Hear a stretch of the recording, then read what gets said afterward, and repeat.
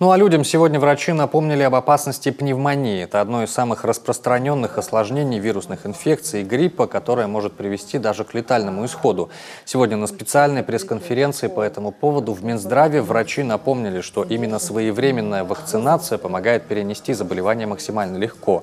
Это особенно актуально для Коми, где с 2014 года количество пациентов с внебольничной пневмонией выросло почти в 2 раза. В том числе и бактериальных возбудителей. Определенная активизация произошла за последние годы, которые в дальнейшем и являются причиной этих внебольничных пневмоний.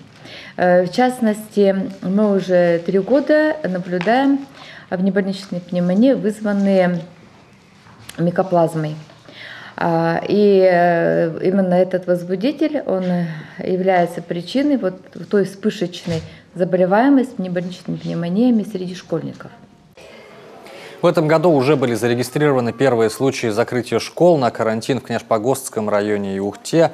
Там как раз и фиксировали массовые случаи заражения, вызванные микоплазмой. Течение этого заболевания – затяжное проявление, неяркие, длительный кашель и субфебрильная температура. А потому дети продолжают посещать школу и тем самым способствовать дальнейшему заражению.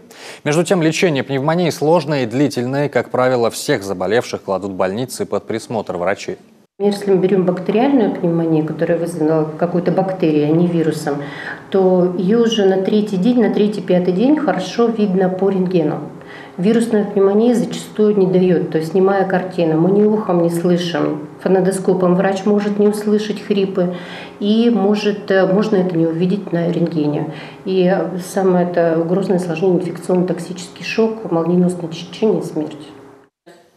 Прививки, несмотря на глубокую осень, до сих пор актуальны. Особенно важно позаботиться о вакцинации детей, пожилых и людей с хроническими заболеваниями. Пик гриппа в нашей республике врачи ожидают в феврале.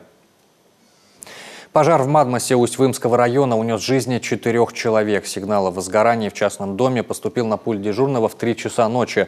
После локализации пламени на месте обнаружены тела мужчины 61-го года рождения, а также 3 женщин 56-го, 62-го и 79-го годов. Все они, как уточнили в Следственном комитете, были местными жителями, хозяин жилплощади, погибший мужчина. Причина трагедии устанавливается. Следственный комитет возбудил по данному факту уголовное дело по статье «Причинение смерти по неосторожности 2 или более лицам».